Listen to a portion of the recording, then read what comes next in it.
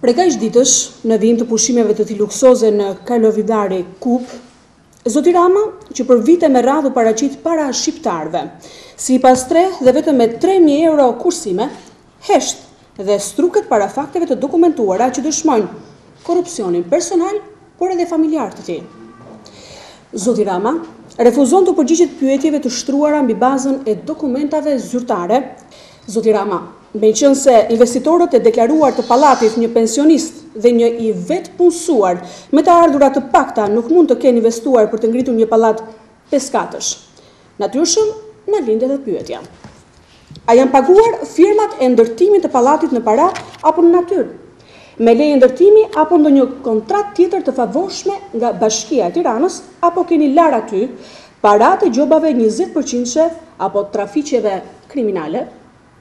Përgjigja ndaj akuzave për korrupsion dhe konflikt interesi është çështje standardi personal dhe vlerësimi për publikun. Ju, zoti Rama, jeni i lirë ta bëni ose jo një gjë të tillë, por nëse strategjia juaj është të fshiheni pas trillimeve ditore të shpifësit tuaj të paguar për të ardhura me origjinë nga veprimtari profesionale, mësimdhënëse, botime e kërkime shkencore, qera apartamentesh dhe trashëgimi familjare, bëhesh i mjerë dhe qesharak.